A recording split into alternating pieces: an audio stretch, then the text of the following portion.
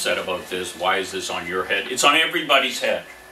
I have to identify people. That's why I can't sign somebody up by Skype. People say to me, why can't you just talk to the client through the computer, have them sign the papers and send them back? Because I'm not allowed to. It has to be identified in person. That's the same way with you. So I'm not allowed, you're not allowed. Money managers, they're under tremendous review because they control so much money going back and forth in and out of the country, banks. So you're just part of it. You're just part of it with everybody else, so you just got to know the rules, etc. But I want to explain this to you in a way that will help you increase your business. That to me is what everything should do, is increase your business. So I want you to understand that when lenders are suspicious, deals don't close. And after what happened with Home Trust in April, May, that's what really caused the market to drop. It wasn't just the government announcements.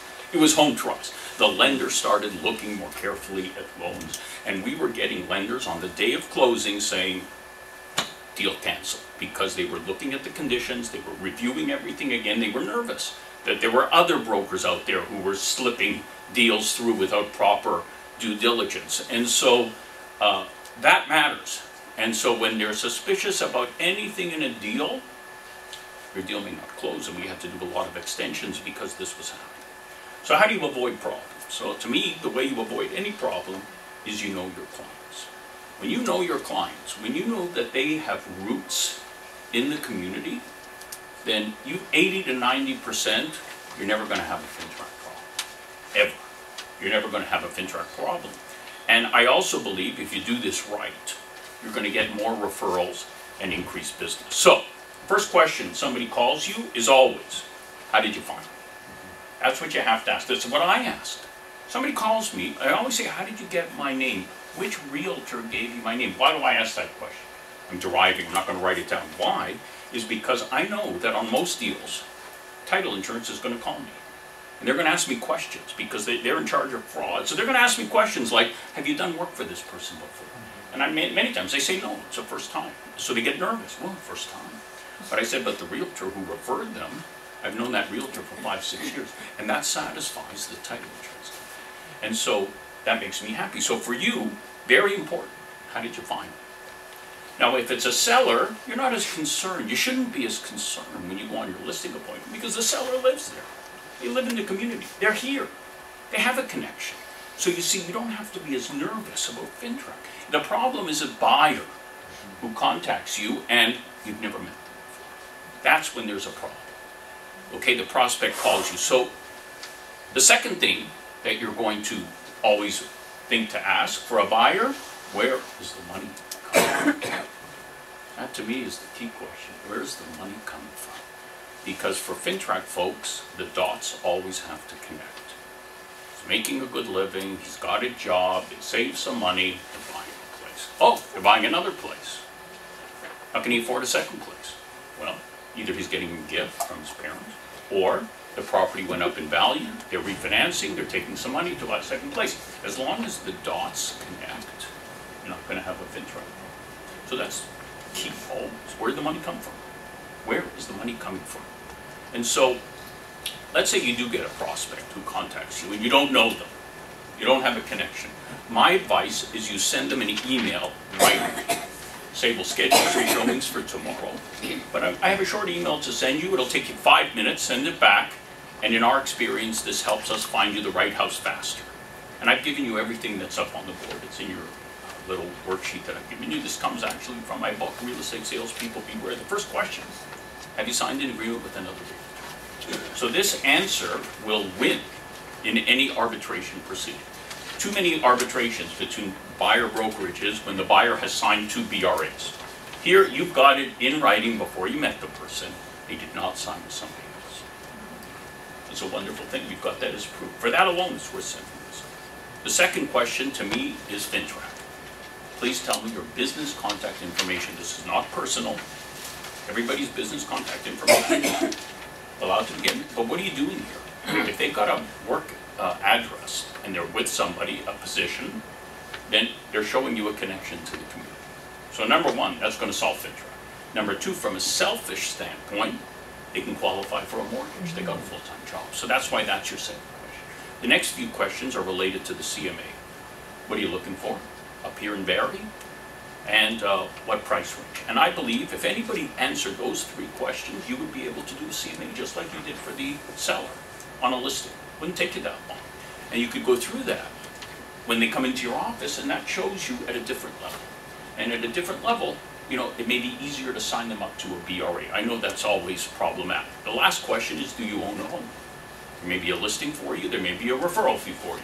And so, how many of you like that idea? Just sending that email out right away to do it. Start doing it right away. And if the person says, I don't have time to do this, cancel the show. You're just wasting time. Too many of you have wasted whole days with people. This is a great way to stop. This shows they're serious, and it'll help you prepare and just show how professional you are.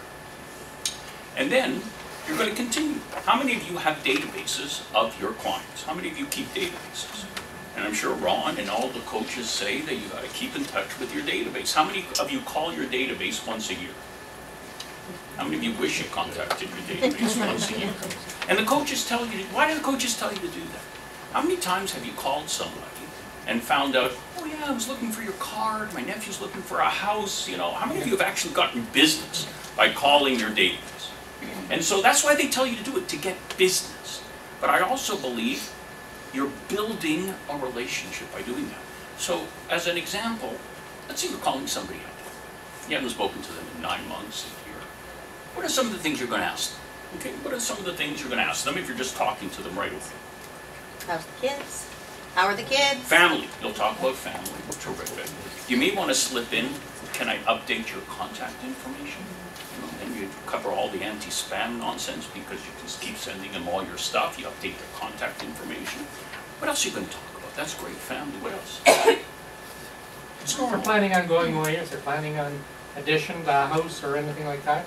Maybe even a little bit before additions to the house. How many of you might talk about their employment, their jobs? How many of you might want to find out if they got a promotion, if they change job? Because again, the wheels start turning. Oh, you're making more money.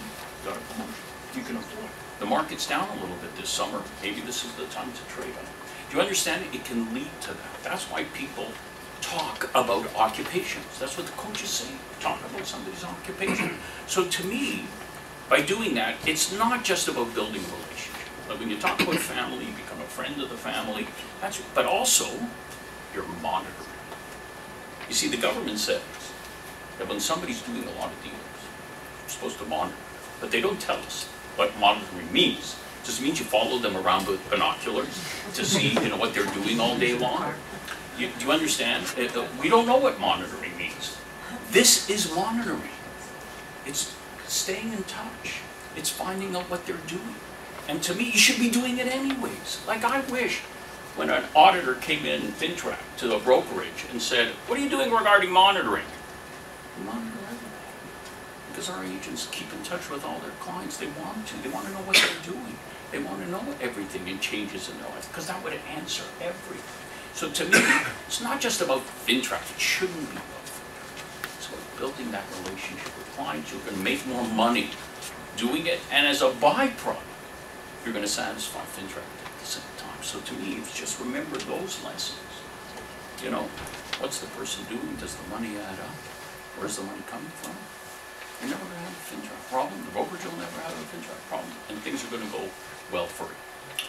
So what is the goals of Fintrac? It's to detect money laundering. And so, you know, it used to be harder for me to explain this. How many of you see the Ozarks on Netflix? Watch it. Watch the Ozarks on Netflix, and there's a better course on money laundering than anything you're going to see online. It's a wonderful show, but it shows how people with cash put it into businesses, put it into construction, paying people in cash, and then selling things on the market, taking legitimate checks, and putting it into the bank and running it through the system. And so many of you may say, well, our brokerage doesn't accept cash. Does your brokerage accept cash deposits? Yes or no? No. No, so we don't have Fintrac problems. Not necessarily. You see, as we'll see, every bank draft that you receive raises a question. Where did that money come from? That bank draft. Somebody could have walked into a bank with cash and bought a bank draft. Where did that money come from? And so you see, every bank draft raises an issue. So to me, on every receipt of funds, you've got to write the bank account where that money came from. You've got to ask the client, where did that money come from? And if they say it's our account, they may not give you the checking details. The bank will give you account details for any account, whether they have a void check or not. They can get this from the bank. They may not want to give it to you. Then you write down on the form, client said their own bank account. That doesn't mean it's necessarily suspicious. Some people are nervous about giving their information, but at least that you ask the question, where did the money come from? I always like to say, get a certified check, because a certified check has their name on it. The problem is many banks don't give certified checks. They only give money orders. So when we're back to money orders, we don't know where the money came from. So we're going to ask that question. Okay, and that's what money orders do. People convert cash from illegal activities into legitimate currency that they can use for other purposes. So how do you stop this? There's one thing that they ask of you. Identify people in person, picture ID. I know the forms have changed. They've given you alternative ways of identifying people, and we'll talk about that. But to me, the easiest way to comply with Fintrac is to fill out that first A1 box, which is picture ID. And it's passport, nexus, permanent resident card, driver's license. And the way I like to explain it now, because you are part of the Golden Horseshoe, is when you meet a potential buyer, just say, you know, we have to make sure you don't have to pay the 15% tax, because you know there's a 15% tax now. So I need to see your passport, or I need to see your permanent resident card if they're not a Canadian citizen. And if they have either of that, they will not have to pay the 15% tax. I've actually done a number of deals for non-residents already who've had to pay the 15% tax. And you got to pay it. Now you may be able to get it back if you satisfy requirements. And it's the way we do it is we send the buyer to the Ministry of Finance in Oshawa. That's where their head office is. And they have to take the tax before closing. So if it's $1 million property, a buyer has to take $150,000 payable to the Minister of Finance. Go to Oshawa and they will give you a code number. And that code number the buyer sends to me, because on closing I have to type that number into the system to prove that the buyer paid the tax. See, land transfer tax we can normally pay on closing through the system. But now with these non-residents, we have to go through this extra step, send somebody to the government to pay the tax. And the reason is, if we did it by courier, we'd never get it back in time. We might get it back in 3 weeks. But if somebody goes there and waits, usually it takes about an hour. They get you the number and we're done. So I explain this to people right away so that we will not have a problem on closing. We're going to need the money in advance. You're going to have to go pay the tax, and that's how we do it. And so to me, that's always number one in your head. I need to see picture ID. Now, Ron, do we take a photocopy of it here, or we just copy the information? No, it's usually the agents will take a photocopy of the ID. Okay, so that's always preferable, to take a photocopy. If the client objects, you may want to say the lawyer and the bank are going to require this anyways, and that's why we do things. If you take a picture on your phone, you must remember to delete it, because if your phone is hacked, you could lose that information. So you want to delete it right away, make a copy of it, keep it in the file. So be very careful about how you keep this kind of information. Okay, so what's new? What came out? So this, we got this new section C and D, which most of you are filling out. So to explain section C, which is about risk, I'll come back to personal identification. Whenever you identify somebody in person with picture ID, you can write down low risk because they're right in front of you. What does the government consider risky? They're not here. You can't identify them. You don't know who they are. They're overseas. And so now you got to get somebody else to identify them for you. And you have to have an agreement with this person to do it. And so that becomes a little bit more risky. I have to do the same thing. And so I always try to sign people up here. And because I hate powers of attorney. powers of attorney are always questioned by title insurance companies. So if a client says to me, like he calls me today and says, I signed a deal and I'm not going to be here for closing. Let's say it's closing November 30th. I'll say, well, so can I do a power of attorney? So I say, well, when are you leaving town? He says November 10th. So I said, so why don't you sign the papers before you leave? And then go, and we'll close the deal for you. Because what do I need a power of attorney if you're here? And so that's what we do. We sign them up before they leave. Same with a buyer. Going away, we have to sign you up here. And as long as I have the mortgage instructions, we prepare the mortgage, they sign everything up, and they go. Now let's say the client is not here. They're not here, period. They signed your DocuSign from another country, and they're not going to be in the GTA. So now I've got to get a lawyer in another country to identify that person for me.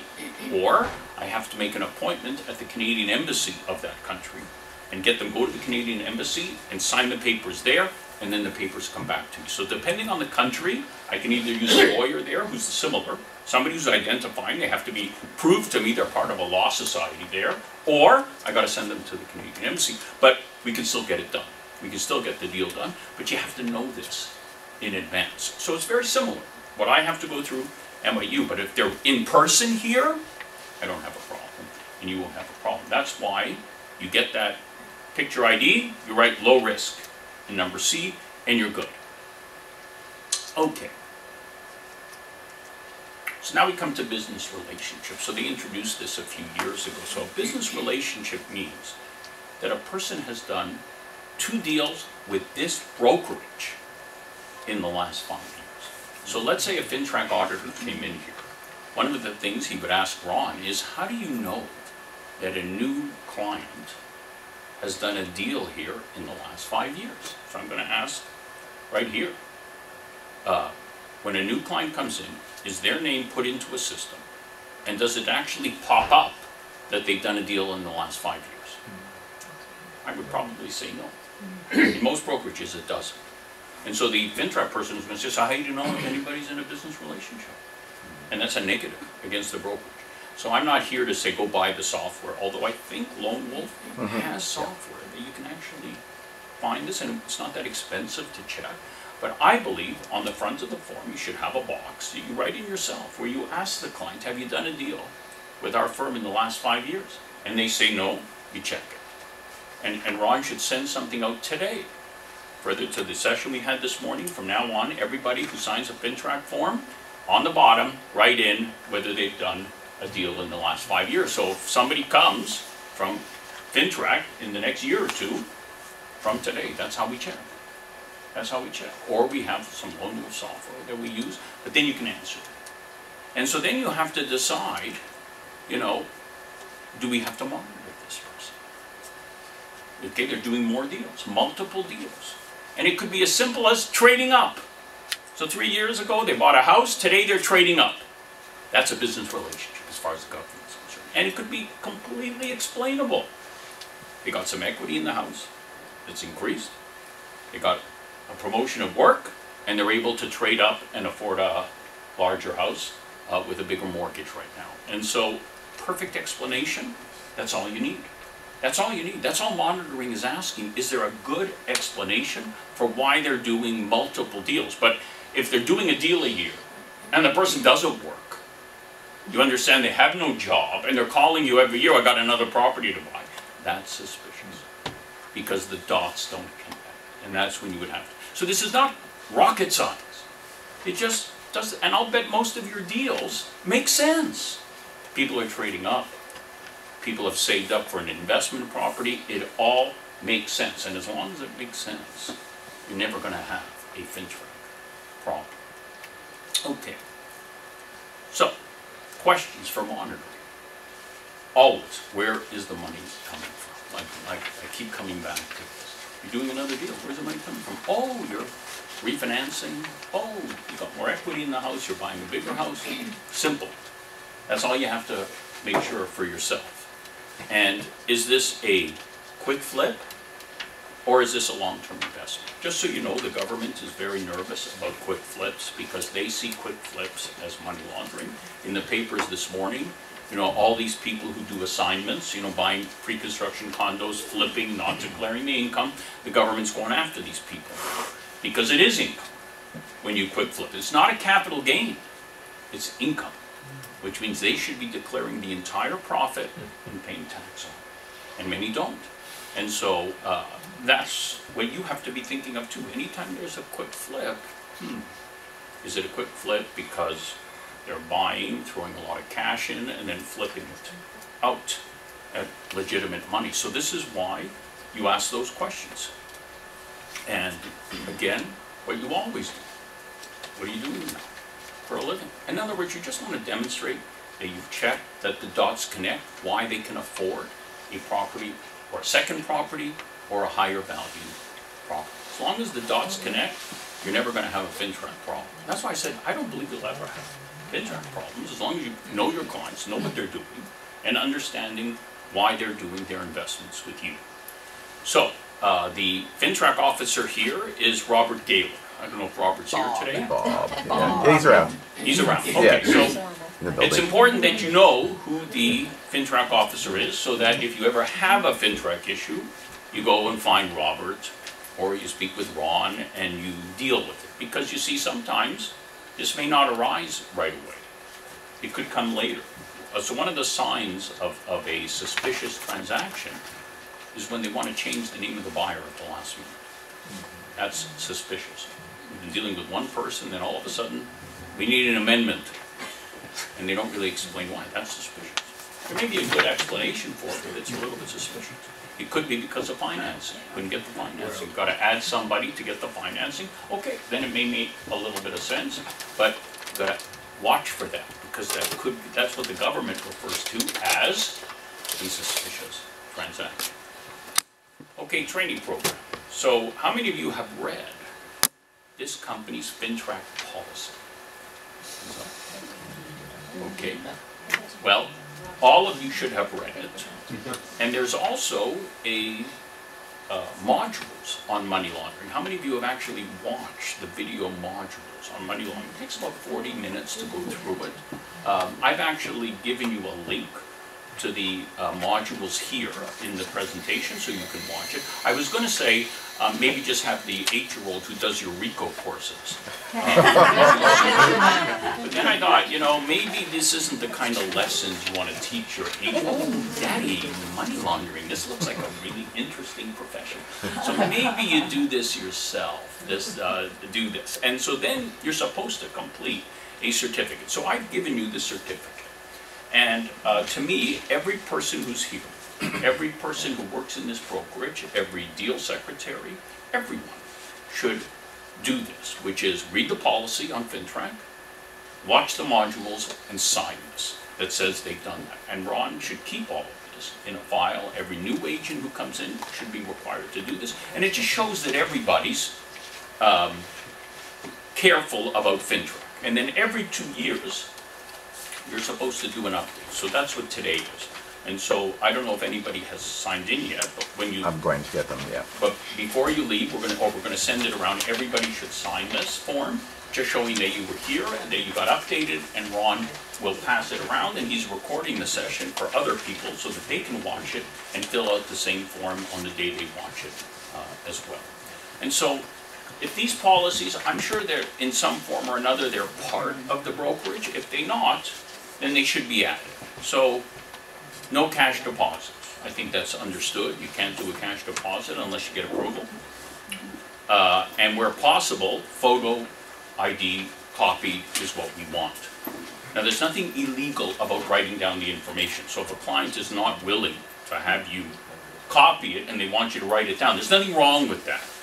But the first choice, so you don't make a mistake, is to get a picture, a photocopy of the identification. Is this a policy here? No commission, unless you have all the Fintrac forms. That's correct. Yeah. Okay. And it's not just Fintrac, it's all the forms, right? Unless you have all the forms, and that's a good policy for a lot of reasons. Whenever there's a RICO complaint against somebody, and I help people, the first thing the investigator says is, send me the paperwork. They want to make sure that all the proper paperwork, working with a realtor, everything was signed and initialed by the client. Because then they say, oh, the realtor's careful, they got everything signed, That's very important. When you don't have it signed, raises questions. And so I had a brokerage call me. Broker called me and said the listing salesperson did not do the Fintrac with the seller. And so it came to the deal closed, and it was the commission. So he said, you got to get the Fintrac. So the listing agent went back to the seller, and the seller said, you want my identification? Cut your commission by 1%. Now, how would a seller even know? Do you understand? And so, you know, they called me about that, and I said, don't let the person strong arm you. Just call their lawyer, who you referred them to, and ask the lawyer to just say that they identified them for you. You understand? Like that they identified them and took their ID. And that's what you should always do when a client doesn't want to give you ID, because it could be for a legitimate reason. Oh, Equifax, they got broken into. I'm not giving my ID to anybody. I'll let you see it, but I'm not letting you copy it. And so it doesn't make the deal suspicious. But in that circumstance, what I would do is call the lawyer that you referred and say, look, we need you to be our agent to say that you properly identified this person. You get a letter from the lawyer. I identified this person. I saw their driver's license. You put that in the file. A Fintrac person comes in, you say, this is what I got from the lawyer. What? And that solves your problem. And so that doesn't necessarily make the deal suspicious. You know who I like to report to the government? Every for sale by owner. Anybody who's selling by themselves without a realtor, very suspicious character. You know, I couldn't find him, he wasn't available, didn't really want to show me any ID, very hard. I'm very nervous about this. I'm reporting. Okay, so teach them a lesson. Reporting everyone. Okay, business relationship. So, at any time somebody's done a deal, 2 deals in 5 years, you have to do the monitoring. You have to ask some more questions. Where's the money coming from? You understand? You just need to have an explanation. And this is why, going forward, starting today, ask any new client, have they done a deal with this brokerage in the last 5 years? And make a note of that on the website. And if something's suspicious, you got to go talk to someone. And you know, when you look at everything that the government considers suspicious, it's very interesting, some of the things they look at. So as an example, somebody puts in an offer with a pretty high deposit, maybe $10,000. And it's a home inspection condition. 2 days later, canceled, not satisfied with the home inspection. Now the brokerage may not return the check so fast. They may wait to make sure the check clears, even if it's a money order. That's totally fine. The government says that is suspicious because this person's putting in a deposit, which could have been bought with cash, and they're getting a brokerage check coming back. Do you understand? That is an example, they say, could be money laundering. Now, by itself, it may not be money laundering. Do you understand? But that's why you have to look at the totality, and that's why you have to be very careful. That's why when I say, where's money coming from? That's what I mean. Where is it coming from? Is there a legitimate explanation to this? So, you know, when I was compiling my landlord guide, I wanted to put in everything you should do to check a tenant to make sure that they're legitimate, background checks and everything. And I once got a call, and you can imagine, I get a call, and the person says, I'm a retired, I didn't hear the word retired. I'm a retired homicide detective with the Toronto Police Force. Oh, you're calling me homicide detective. So I didn't hear the word retired. So it turns out him and his partner had retired, and they were now giving seminars to property managers and employment people in HR who hire people on how to spot liars. Because these people, you can imagine, 25 years, you know, homicide unit, watch TV, how they question people and how they can tell whether somebody's lying. So they said, we're giving a seminar, and we heard that you speak about tenants, so we'd like you to come and do 40 minutes on the new laws of tenancy. So I said, I'll do it if you let me stay for the whole seminar, because I want to watch, I want to listen. So they said, sure, come on in. So I came in, and I was fascinated by what they were doing the whole day. And a lot of the things they said, I was like, oh, that makes sense. And this was a property manager. And all the property managers, they're nodding, yep, yep, yep. And then they said some things that I was like, And I'm looking around the room. Sometimes I'm laughing. And the property managers are all, yep. You know, so I'll give you some examples. They won't look you in the eye. They change the subject. Short answers. They drop names of important people. John Tory, he's a friend of mine. Right, that's why you want my basement, because John Tory's a friend of mine. Over some of the other ones. They're very pleasant, overly pleasant or polite liars. And I'm looking around the room, and they're all in. You know, then a guy has a t-shirt with writing on it, will not get along with the other tenants. Managers are all nodding their heads. And then, if it's a woman and she flips her hair back, she's lying. So I started laughing. And all the female property managers are going, yep, liars. So, you know, some of the things I didn't understand, some of the things I did. So it wasn't one thing, you understand? But it's, when you're good at this, you're looking at, it's a whole picture that you're looking at. And it's the same thing with a suspicious circumstance. So, reviewing the ID. So, it should always be an original. So it's an original driver's license.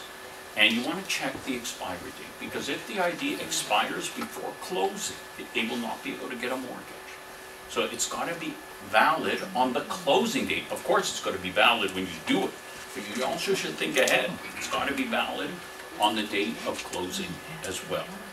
So we've covered this: passport, driver's license, and you can have a photocopy or write down the information. If you're going to write down the information, you got to write it all down. Client name, what kind of card it is, whether it's an Ontario driver's license, Canadian passport, the expiry date, the date you did this, and you signed it. If you take a photocopy, then all you have to do is date it and sign it. That's what I do. I take a photocopy, I date it, and I sign it. That's how I do somebody's identification. Yes? What happens when you have an older person that doesn't have a passport? We're going to come to that. So the question about elderly clients, how do we deal with elderly clients? And it's a good question, because their passport expired 35 years ago, and they're a menace to the highway, so they can't get a driver's license. So, and how do we do that? So we're going to come to that. It's a great question. And so, as you read my mind, so after June 30th, they gave us actually a new method for identification, which will help you for all elderly clients. And I'm going to show you how to make this good for business as well.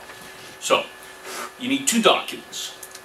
The first has to show the name and address of the client. So you have to have something that shows the name and address of the client. The second, so it's got to be a second document, shows the name and birth date of the client. The third could be a void check, which shows they have a bank account, or a credit card that shows they have a credit card account with their full name and an expiry date that's current. So you need two of those. So let's look at an example. Utility bill. Somebody's selling, they have a utility bill, gas bill. That's enough. It shows their name and the address. Why is that gas bill so important?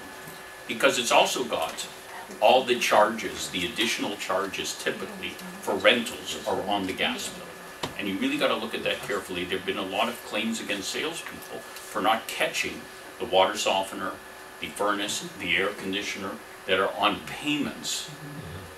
All they put is the hot water tank. And when you don't put it all in, then there's a fight, and then typically the seller wants the agent to pay for it. You didn't tell me about this, and it's a disaster on the closing. Be very careful. So you're not only going to look at the contract, you're also going to check to see if it can be transferred to the buyer. So I had one that came into the office where the contract was clear. Buyer agrees to assume furnace air conditioning rental contract, $100 a month for the next 9 years, which was about $10,000, $11,000. Buyer knew it, signed the agreement. So we get the signed agreement, we send it to the company, please send a copy of the contract. The buyer wants to assume the contract. We get a letter back saying, the contract says if you sell the house, the entire balance is due and owing. So now $10,000 is due and owing. Who's going to pay it? The seller or the buyer? That's what the clause said. How many of you say the seller has to pay that $10,000? How many of you say the buyer has to pay it? How many are not sure? Now you see what was the correct answer. You should have checked. And so this settled. Most of the time these settle, but had it not settled, I believe the seller would have had to pay it and collect $100 a month from the buyer for the next 9 years. Had this not settled. And usually we try to settle this, but you want to avoid this. That's why check every contract. Do that due diligence when you are listing a place so you don't have these problems afterwards. So the birth certificate or marriage certificate would be enough. Many people have either. So it's funny how elderly people still have their birth certificate. It's very important to them. So the birth certificate, even if their married name is different, that's enough.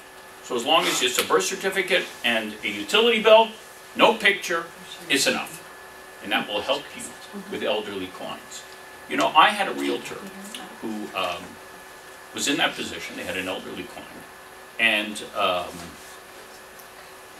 he took her to Service Ontario to get an identity card. You can get this picture identity card that's not his driver's license. He sat with her, and he got, she was so happy she got this card, and that's a legitimate piece of ID. And so the woman told her children, and the daughter said, "You had the patience to sit with our mother at Service Ontario to get this card?" They couldn't believe it. He said, "No, it was important to me. P.S. he got 5 deals from the family. 5 deals from the family because he took the extra care to make sure, and it made her feel better. She had this picture ID that she couldn't have otherwise got." So I'm not suggesting you do this, but I'm just saying you can use anything to become, you know, a friend of the family. And you know, I was on the radio the other night, News Talk 10, and right away they start asking questions about real estate and agents. And of course the question always comes up, you know, it's not fair, you know, the house goes on the market, it's a hot market, and the agent gets $15,000, $20,000 for 2 days' work. That's always the question I get when I'm on the radio. So how is that fair, Mark? And my answer typically is, this was not 2 days. Do you understand? It took 5 years of that agent doing favors for the family, being there, building a relationship to the point where they trusted that agent, that they would get them the most money from all the other agents out there because they cared about them. All of that went into the 2 days. And if you look at it that way, it's not 2 days. And that's how I try to explain it to people who don't understand, because, you know, they just read the papers and they think it's an easy business. It's not an easy business. I know it's not an easy business, but unfortunately that's the perception of the public. So all you have to do is get this. This will make it easier for you to do elderly clients. So when you do that, it makes it much simpler for you. So receipt of funds. And so here you have to go back to, where did the money come from? So on the receipt of funds, you should write down where the money came from. Like if you can get the bank account, you should ask for the bank account. For them to give you the bank account, write down the client said the money's coming from their bank account. How much are deposits here in general? Are they small? 500, 1,000? No, No. we're going better than that now. 5,000. 5,000. So you see, for you, it's not as big a problem as Toronto, where deposits are 25 to 100,000. See, there the concern is going to be much greater than here, where it's a smaller deposit. So to me, up to 5,000, client said their account, you don't have to do any more. That's not suspicious at all. And so, where do you say the money's going to? It's enough to just say listing brokerage trust. And that's what you write it, listing brokerage trust account. Nobody expects the listing brokerage to give you the details of their trust account. That's all you have to say on receipt of funds. So you've answered the question. Where did the money come from? Where is it going to? That's what the government wants to know. Okay, if it's a bank draft, you're going to ask for more information. Certified check, if you can get it. I always like it better because the name is on the certified check. Identify everybody in person. And use the lawyer, as I've said before, if they refuse to give you ID, and who's providing the deposit. So if you see the deposit is coming from the parent bank account, their name is on the check, you have to go identify the parents as well, so you know that. So if you see the money's coming from somebody else, they're not the buyer, you have proof, you have a check, it's got their names, you have to identify those people as well. And the most important thing on the form is the occupation. This is what the government looks at the most. And that's why I said that question that I said to send right away. What do you do for a living? is so important. Because small business, family business, these are no good. You have to have a job. And to me, the more information you could put in, I'm an account executive, this company, this field, computer sales, like put more. People are proud of it. People ask me about retired. Put in what they did before they retired. Why not? People are proud of that. When I speak to people and they tell me they were part, my first question is, what did you do? I was a teacher at Peel School Board for 30 years. Wow. And I write that down. Because, what does that show? Connected to the community, just because they're retired. And there's nothing wrong with being a homemaker, retired homemaker. You know, that's a great profession. Talk to people. There's nothing wrong with putting that in. And so to me, do a little bit of work with the occupation because it's going to help you get to know somebody. And at the same time, that's what the auditors are looking for. What does this person do for a living? Are they connected to the community? So you can't do it by Skype. I can't do it by Skype. You can't do it by Skype. You have to hire somebody if this person is overseas and you don't know. Okay, corporations. So with a corporation, most people do not have up-to-date minute books. So a minute book would tell you exactly who's the president and who can sign for the corporation. And most people don't have that when it comes to dealing with a corporation. But they probably have the articles of incorporation. You know, those are the articles they got when they registered. And that will have the name of the directors or the initial director of the company. If you have that, and one of those directors is signing the paper, you identify that director and the articles you put in the file. And that's enough. That's what you need. But you also have to ask one more question. And that is, does anybody else own 25% or more of the shares of this company? In many cases, the director will say, I own all the shares. So you write down, 100% shareholder. But if this person says, no, I have a partner who owns 50%, you got to identify the partner. You may not need the partner to sign for the corporation, but you have to identify the partner as well. So you got to ask that question. Most people don't do that, but that's what you have to remember to do.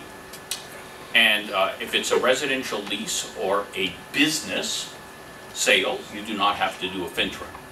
I don't understand why. We always identify everybody who walks in the office. I don't care what they're doing or what they're here for. We identify them, but Fintrac does not mandate that you identify someone if they're just doing a lease for them or a business purchase or sale. And there's no receipt of funds if money is paid directly to a builder or a lawyer. And that's a mistake a lot of people make with new home purchases. You got to make the check payable to the lawyer. Because if it's paid to the lawyer, it's protected. If you pay it to the builder, and the builder goes broke, you're only going to get $20,000 if it's a new condo and $40,000 if it's a new house. Otherwise, the money's not protected. So you have to watch when you're buying a new construction condo that all the payments are to the law firm in trust. This is one of the things I look at when I'm looking at new condominium agreements. Where's the money going? If it's not going to that lawyer, I have to warn the client. And in many cases, when I see it's not, I call the lawyer and I said, I need proof that the seller has an insurance policy for these deposits. And in one case, they didn't. And I was very nervous for the buyer. And I said, I'm not comfortable with this. And I spoke to the client because it was a $200,000 deposit. I said, we'll pay for the insurance policy. And the insurance policy costs like $1,700. And I said to the client, you pay for that. Because at least then you know that that money is protected if this building goes broke. And they did. And they agreed to pay the money. So, I mean, lawyers will check certain things.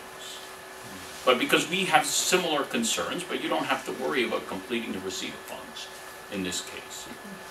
And for sale by owner, I can't understand if for sale by owner doesn't give you ID. I know you're supposed to ask them, but you know, if they refuse to give you ID, how do you know that this person owns the property?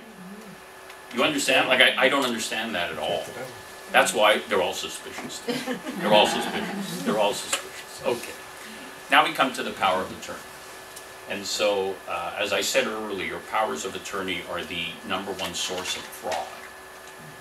Have always been.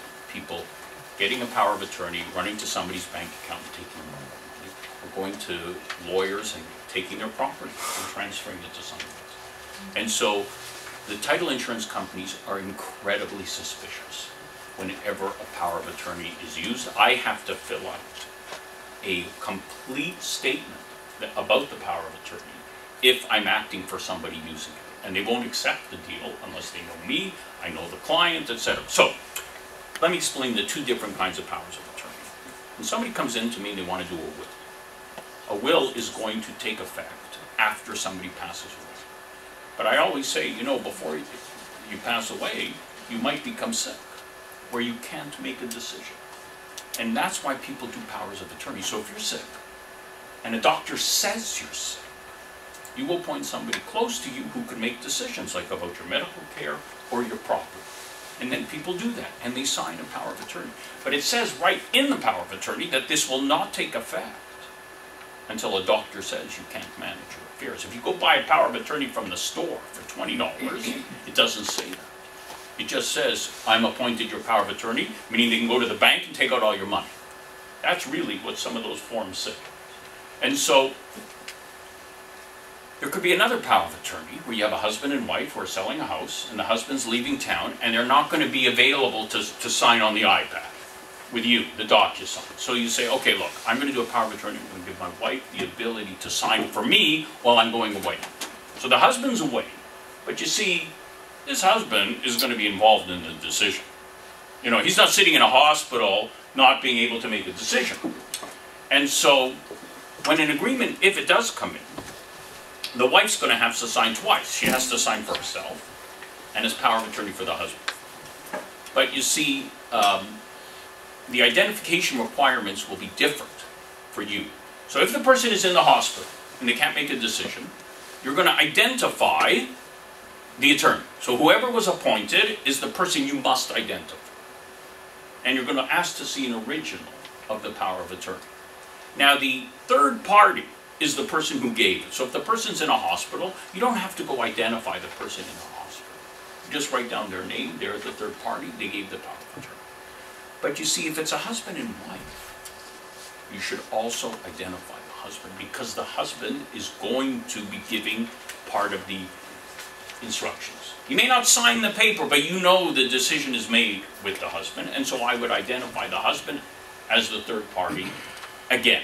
So even though the husband is the third party, I would identify them as well. And then you're going to look, because the title insurance company is going to ask, who prepared this? And they really like it if the power of attorney was prepared by a lawyer. When they see it's not a lawyer, they get nervous that it was fraudulent. And again, anything that holds up a deal is no good.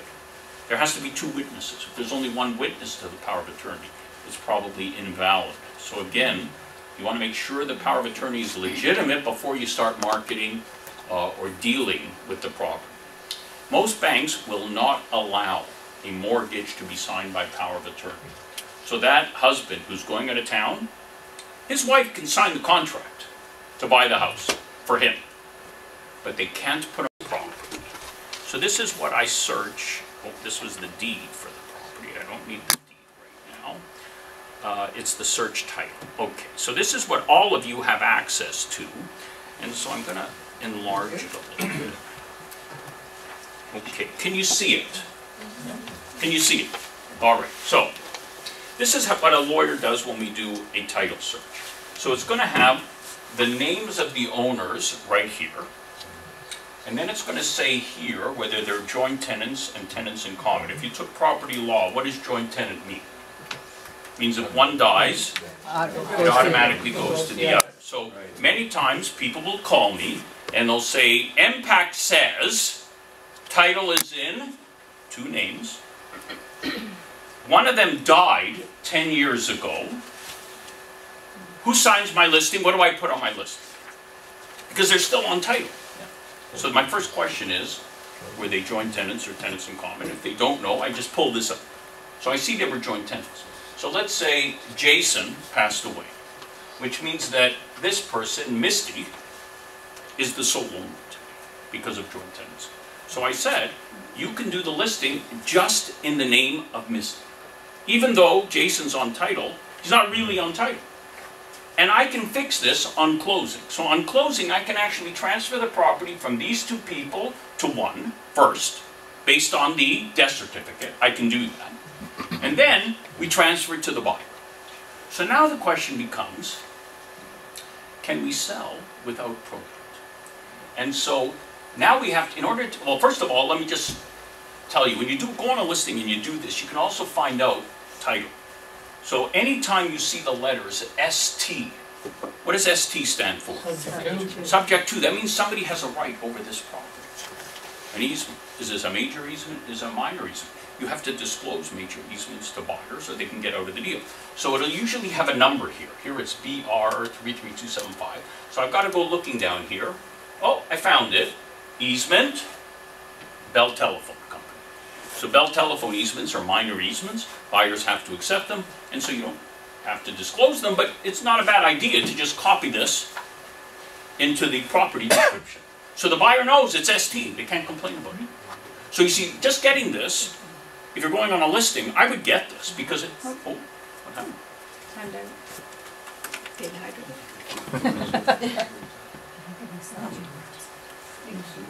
Did I? Oh. To a timer. I'm not sure. Yeah. Subject to a coffee break.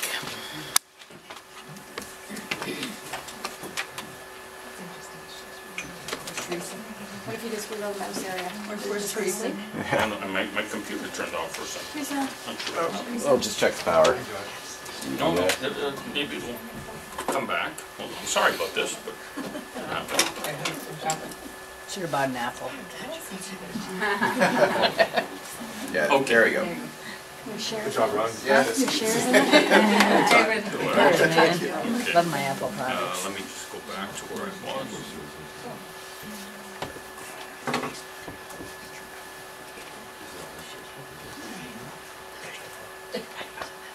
Okay, so we're back? All right. So, in order to do this, I have to check here. And this says fee simple conversion quote. If it said absolute, you would have to get probate. So absolute means you have to go get to the court probate.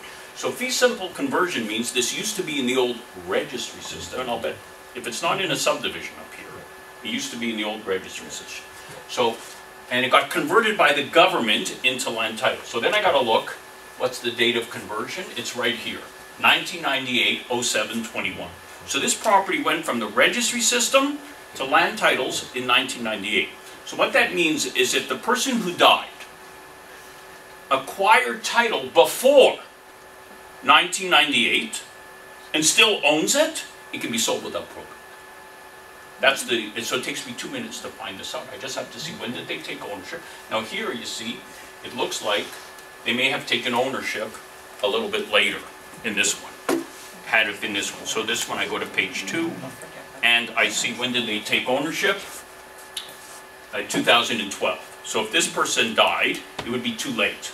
They would have to get probate. It's only if they acquired ownership before the conversion that it's not. But also you see from the search, you can tell right away that there's a mortgage on title. So if you went on a listing today and you had this, you could say, well, there's a mortgage on here. Do you have a penalty to discharge? You could already be doing your calculations to make sure there's enough money to close. So I believe that spending, it usually costs 28 bucks to do this, but I think it's money well spent to get the search. How many of you think it's not a bad idea to order this when you go for a listing? I think if you do this when you go for a listing, and that's how I do my searches, is just like that. If you do this when you get a listing, I think you're much more professional. You don't have to talk about cutting commissions. You can talk about, here's what I found out, here's my research on the property. You're going to know how to fill, you know who the owners are. You're going to know anything affecting title. Mortgages, sometimes on it, it says lien, CRA on title. So you can say, what's this about? How much money you owe the government? They're going to have to be paid. People may not know that the government's registered a lien on their property. So to me, it's something to think about, but that's how a lawyer will check, if they know what they're doing, whether or not you can sell it without probate. Because I've had agents complain to me where the lawyer said you need probate and they didn't need probate. Because that's how you do it. That's how you check. And You know, there are fees you can get by doing probate. I don't need those fees if I can save the people the money. And the probate fees are $15 per thousand. So if the estate is $1 million, that's $15,000 you've got to pay the government, which is really for nothing, if you can do the deal without probate. Okay, so these are the principles the government leaves us with for what is suspicious. So we've covered a lot of these already in the presentation. Cash deposits. Client's not there in person. He doesn't care about the condition of the property. That was the old grow house. But again, it could be they don't care because they're going to do a lot of renovations in cash. So they don't care. They're changing the name of the buyer at the last minute. Multiple deposits. Very interesting. I had clients, 2 lawyers, husband and wife, both lawyers working, buying a property. They were sitting with me, signing the papers maybe 3 days before closing. And the husband gets a phone call, he apologizes and says, "It's my mortgage broker, is it okay if I speak to him?" I said, "Sure." And I see he's getting very upset. Gets off the phone, I said, "What happened?" He said, "The bank is suspicious because to make up our $30,000 deposit, we took money from 3 banks." Because they had their RSP, they took money, you know, they took it from 3 banks, but they had 3 different bank drafts that went in to make the deposit. For the government, or for the bank, that was money laundering. Suspicion. So this guy's offended, he's a lawyer, they're suspicious money laundering? And my answer to him was, be happy it's not the day of closing at 4 o'clock, because you wouldn't get the money. And I'd be asking for an extension on your deal. At least now, you're going to get the money to close the deal. And so, it all worked out. But you see, even innocent people could raise a flag somehow for money laundering. Properties are transferred multiple times in a short time frame. So it can't happen really anymore because every deal, every purchase, title insurance is going to search the title the way I did it. And if they see the property was sold within 12 months, they're going to ask questions. Why was this flipped? What's going on? I see it sold for $400,000, now it's being sold for $1 million. What the hell's going on here? Oh, they knocked down the house, they built some stuff. Well, where are the permits? Where's the clearance letters? Do you understand? Because if somebody built things without permits, title insurance has to pay for it. So they're going to ask questions right away because they don't want to pay. So they're going to ask these questions. So they do searches themselves. And that's why it's harder and harder now, which is good, to commit fraud, but everybody has a role to play. So assignments, we read about those in the paper today. I'm asked to do a lot of these, and you may be asked to. They're very difficult. My only advice to you is fill out the form. It's 150 is the form, if you're ever doing an assignment. And there's one clause you just have to write in. Subject to review and approval by lawyer. End of story. One condition, whoever you're acting for, subject to lawyer review 5 days. And let's send it to me, and I'll explain what it means to a seller or buyer, and put in the clauses to protect them. That's the easiest thing to remember. I do a whole course on assignment agreements. You don't have to do it today, but that's an easy way for you to remember how to handle it. Somebody's overseas, right away, they're not in front of you. Doesn't mean it's suspicious, but right away there's perception that it's suspicious. Very complicated ownership structures. Money's coming from different places, in between accounts. House deals shouldn't be so complicated. And so the more it gets complicated, the more I even say myself, I'm not interested. You know, you do this long enough, you know when people call. So when somebody calls me, for example, and they say to me, "Are you a real estate lawyer?" "Yeah." "I'm a real estate investor." As soon as they say that, I say to myself, "You're a liar." That's my own clue. So you're asking me, how do I know he's a liar? So you tell me, why is he a liar when he says I'm a real estate investor? Everybody He's owns got a a lawyer home. already. If you're an investor, you already have a lawyer. Why are you calling me? You understand? So I know he's a liar, but I'll let him talk a little bit. "Okay, yeah, how can I help you?" And then they'll start off with something sometimes. "I just want to know if you specialize in sandwich lease options." Have you ever heard of a sandwich lease option? Now, I have heard of this because I have gone to these seminars they give at the hotels where you can buy real estate for no money down. You ever seen those seminars? Okay, so I go there, and I don't go dressed like this. I go in shorts and a baseball cap, and I sit in the back listening to this guy talk about how much money he's making in real estate. And then they mention some little tidbits so that you'll pay them $3,000 for a boot camp. That's what they want you to come. And it sickens me when I hear what they're teaching there, and people running up with no money putting it on their credit card, you know, and then they call lawyers with it. So a sandwich lease option, if you can think of a rent-to-own, how many of you know what a rent-to-own is? So rent-to-own is somebody pays rent each month, they can't buy it, so they pay a little bit of a deposit, and they say, we'll buy it in 3 years for a certain price, and we'll pay you deposits as we're going, and in 3 years we'll build up our credit so we can borrow 95% and we'll pay you the money. And if it works, it's actually not a terrible deal, you know, if it works. So with a sandwich, what's happening is this, they teach you that you go to a seller and say, I'll pay you $300,000 in 3 years for your house. And the seller says, okay, that's good. Then you find a tenant and say, I'll get you that house for $310,000 in 3 years. So you see the guy in the middle is making $10,000 profit. So he's in the middle, putting the deal together. Do you understand? So the tenant will end up buying it, but he'll make the $10,000. That's why they call it a sandwich. So when I first looked at this, I thought, you know, you're really trading in real estate without a license. That's what you're doing. But I don't want to tell this person that you're trading in real estate without a license and you just threw away $3,000 at that sandwich. I don't say that. I just very politely say, I'm sorry, I don't do that. And then I think of a lawyer who pissed me off in the last But I do know a lawyer that does that. You don't even need an appointment. Just go see him. Tell them you're here for a sandwich lease option. So again, the more experience you have when people call you about real estate, I don't have to tell you. You get smart. You recognize things where you just say, I don't want any part of this. I don't want any part of this person. I don't want any part of this deal. And you get good at it as you get older. And more you, or more experienced is the word.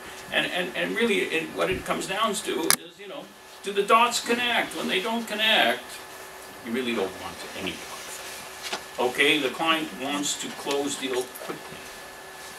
That's typically a sign of money laundering. Again, not every one of these is money laundering. I want you to understand.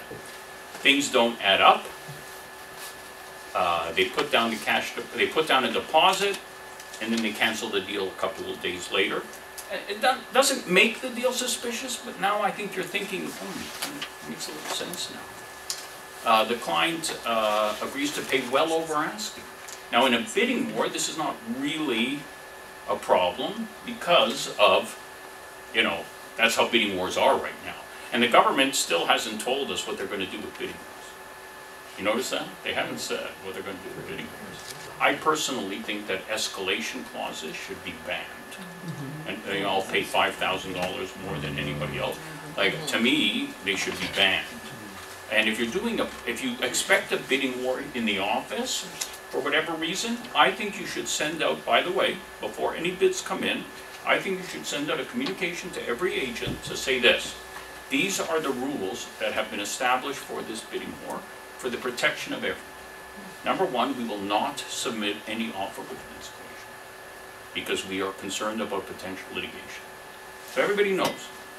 Number two, no buyer brokerage can reduce the commission from what is offered.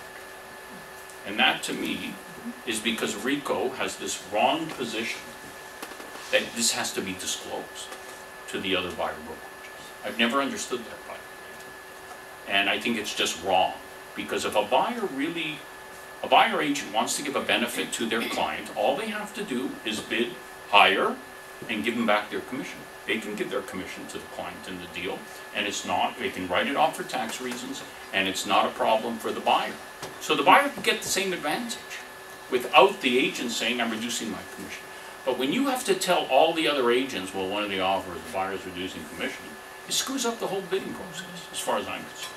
But if you say right out, no buyer brokerage discount will be submitted, solve the problem. So I think that until we get these new rules from the government, some brokerages should take steps to try to make sure the bidding is fair. For everybody, some brokerages put all the offers sealed.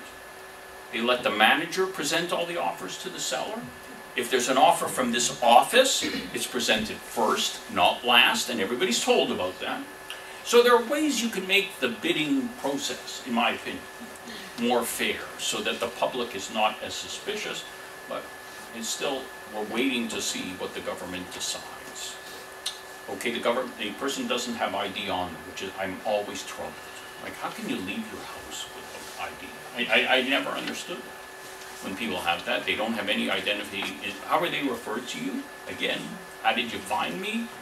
And for whatever reason, I don't know if any of you do deals on the border. Fort Erie, Niagara. If you're doing deals on the border, for some reason that's suspicious to the government. Don't ask me why, but it is. American border, those are suspicious deals. And so that brings us to the end of Fintrac. So I hope, what did you think? Did you learn something today?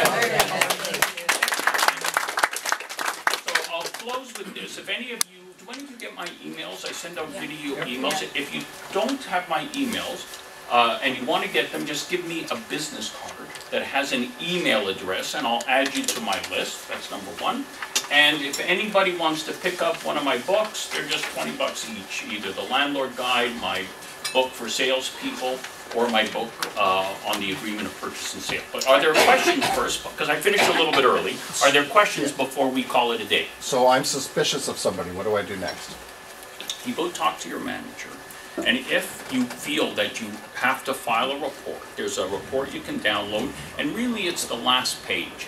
And what I like to say on the report is, I have no real reason to suspect this person, but there's this following suspicious circumstance or this that I wanted to bring to your attention, which could be, for example, they didn't want to provide ID. So you could say this person is extremely sensitive about their ID. They're nervous about it being stolen, identity theft. I've confirmed with their lawyer that they're going to be identified, but they wouldn't give me any ID, and so I'm sending this in because I'm a little nervous about it. So that doesn't, and most of these things the government doesn't even look at. I had one guy who was listening to this in downtown Toronto, and he said, Mark, if I had to report everyone who was suspicious, I would have to go into witness protection. So that tells me about his clientele. And so to me, there is a form, and it just says what is suspicious, and that's what you would just write in, send it in. It's confidential. They never trace it back to you, and most of the time they will not act on it. But it does show when you do this that you are careful, that you are watching for this and you're careful. And in all the statistics, there's very few reports across Canada from the brokerage business. Very few reports, and the government just assumes that it means everybody's not checking. I don't believe that. So I think that if you have all your records up to date in the files and everybody's always done Fintrac and you've got personal, picture ID, it would be very difficult for them to say that you're not caring about Fintrac. Good question. Any other questions? Yes? The health card for seniors. For whatever reason, health cards have never been accepted as ID.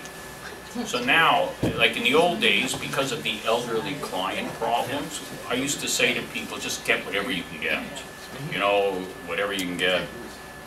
Picture or not picture, but the health card is not acceptable as the one picture ID, and now you have that other method, a utility bill and a birth certificate. Use that. The health card is not accepted. I'm not sure if it's a question that it can be forged easier. I don't really understand the why, but it's not acceptable as ID. For whatever reason, it's just not acceptable. So somebody's thought about it, and they're not accepting it as ID. Is there other questions? Anybody else? Well, I just want to thank you, Mark, for coming out, and thank everyone for coming out. You guys are good for another 2 years.